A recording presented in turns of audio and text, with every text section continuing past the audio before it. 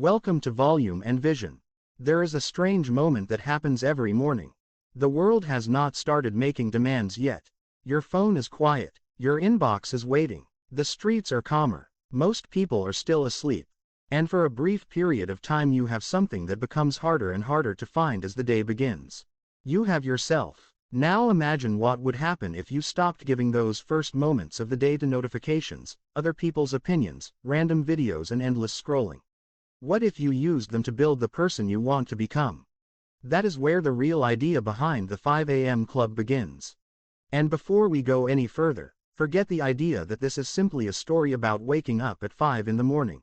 Because waking up early by itself will not make you successful.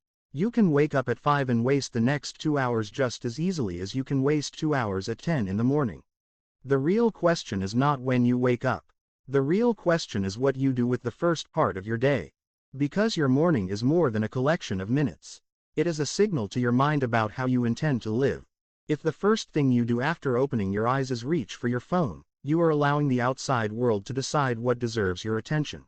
Someone else posts something and you look. Someone sends a message and you respond. An application recommends something and you watch. A headline appears and you read it. Before you have even thought about your own goals, your mind is already occupied with someone else's priorities. And then we wonder why we feel distracted all day. We wonder why we cannot concentrate. We wonder why our goals keep getting postponed. We wonder why we are busy all the time but somehow still feel that we are not moving forward. The problem is often not a lack of ambition. It is a lack of protected time. Let us imagine a young man named Aryan. Aryan wants to improve his career. He wants to become healthier. He wants to learn new skills. He has ideas for a project that he has been thinking about for almost 2 years. Every night he tells himself that tomorrow will be different. Tomorrow he will study. Tomorrow he will exercise. Tomorrow he will finally work on that project. But every morning the same thing happens. The alarm rings. He turns it off. He checks his phone. One message becomes 5. 5 minutes of scrolling becomes 30. Then he rushes through his morning. His day begins with urgency instead of intention.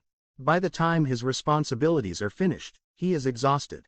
So the project waits. The book remains unopened. The workout gets postponed. And tomorrow becomes another promise. Then one morning Aryan makes a small decision. He is not going to change his entire life overnight. He is simply going to protect the first hour of his day. He goes to bed earlier, puts his phone away from the bed, and decides exactly what he will do after waking up. The next morning is not easy. His mind gives him every possible reason to stay under the blanket. 5 more minutes. You are tired. You can start tomorrow. You deserve some rest. But he gets up anyway. And something important happens. Nothing magical happens outside. The world looks exactly the same. But Aryan feels different because for the first time in a long time, he has kept a promise he made to himself. He moves his body for a while. Then he sits quietly. Then he spends time learning something useful. One morning does not change his life. But it changes the direction of his day. And that is where transformation usually begins. Not with a dramatic event, but with a small decision repeated until it becomes part of your identity. The first lesson is simple. Your most valuable hours should not always be the hours you give to everyone else. If you have a dream, a skill you want to develop, a body you want to take care of or a mind you want to strengthen, give those things a place in your schedule before the day becomes crowded. This is why the early morning can be so powerful. There are fewer interruptions. There are fewer demands. There is less noise. And most importantly, there is less competition for your attention. Think about what happens during a normal day. Your phone vibrates. You receive a message. You check email. Someone calls you. You open social media. You answer a question. You switch between tasks. You return to your work. Then another notification appears. Each interruption may take only a few seconds. But your attention does not work like a light switch. You cannot always turn deep concentration off and then instantly turn it back on. Your mind needs time to return to the previous thought. And this is one of the biggest problems of modern life. We have access to more information than any generation before us. But access to information is not the same as access to wisdom. We consume constantly, but we rarely pause. We watch hundreds of short videos. but struggle to read 10 pages of a book. We know what strangers are doing on the other side of the world, but sometimes have no idea what is happening inside our own mind. We are connected to everyone, yet disconnected from ourselves. The 5 a.m. philosophy challenges that pattern. It asks you to create a protected space before the noise begins. And that space can be used for 3 things: movement, reflection, and learning. The first part is movement. You do not need to become an athlete. You do not need expensive equipment. You simply need to wake your body up. Walk, stretch, run, exercise, move in whatever way is practical for you. The purpose is to create energy rather than waiting for energy to appear. Many people think they need motivation before they act, but often motivation arrives after action. You move first, then you feel better. You begin working, then momentum appears. You start learning, then curiosity grows. Action often creates the emotional state that we were waiting for before taking action. The second part is reflection. And this may be even more important, because a mind that never becomes quiet eventually becomes confused. Use some time to sit without constant stimulation. You can meditate, you can write, you can think, you can simply breathe and observe what is happening inside your mind. Ask yourself what matters today. Ask yourself what you have been avoiding. Ask yourself which habit is helping you and which habit is quietly destroying your progress. Ask yourself whether the life you are building is actually the life you want. These questions may feel uncomfortable, but uncomfortable questions can lead to useful answers. The third part is learning. Read something valuable, study a skill, practice a subject, learn from someone who knows something you do not. The goal is not to become an expert in one morning. The goal is to become slightly better than yesterday. Because improvement compounds. One page today may seem meaningless, but one page every day becomes hundreds of pages in a year. One new programming concept may seem small. One workout may seem small. One paragraph written may seem small. One difficult conversation handled with maturity may seem small. But your life is built from small things. We often imagine that successful people have one giant breakthrough that changes everything. In reality, many successful lives are built through boring actions repeated for a very long time. The person who reads every morning eventually knows more. The person who exercises consistently eventually becomes stronger. The person who practices a skill every day eventually becomes capable. The person who protects their attention eventually becomes difficult to distract. And the person who repeatedly keeps promises to themselves eventually develops self-trust. That last one matters more than most people realize.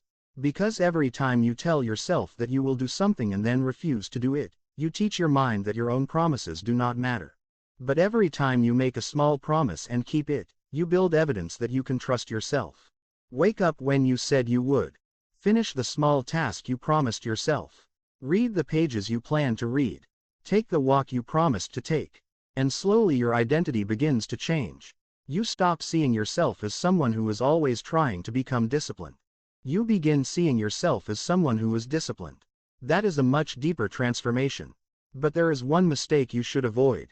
Do not turn the 5 a.m. idea into another competition. You do not need to wake up at 5 simply because someone else does. If you sleep too little, waking early can make you less productive, not more. The goal is not to sacrifice recovery.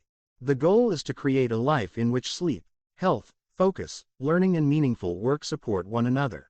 If you currently wake up at 8, perhaps begin at 7:30. If 7:30 becomes comfortable, move earlier. Make the change gradually. Build the habit instead of trying to prove your strength. Because a routine that survives for months is far more valuable than an extreme routine that survives for 3 days. And this brings us to the deeper question. Why do we want more time in the morning in the first place? Because somewhere inside most people is a version of themselves they have been postponing. The writer who keeps saying one day I will write. The student who keeps saying one day I will study seriously. The entrepreneur who keeps saying one day I will start. The person who keeps saying one day I will become fit. The person who keeps saying one day I will learn that skill. One day sounds harmless, but one day can quietly become years. And suddenly you look back and realize that the future you kept waiting for was never. That is why your goals need protected time. Not someday. Not when everything becomes easy. Not when you have no responsibilities. Because that day may never come. You have to build your priorities into the life you already have. And perhaps that is the most powerful way to understand the 5 a.m. club. It is not really about the clock. It is about ownership. Ownership of your attention, ownership of your habits, ownership of your mornings, and eventually, ownership of the direction of your life. Because when you begin your day intentionally, you are making a quiet statement. Before the world tells me what matters, I will decide what matters to me. And that single decision can change more than your morning. It can change your entire relationship with time.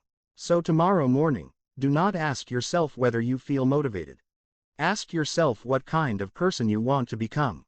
Then do one small thing that person would do. And do it before the world gets loud.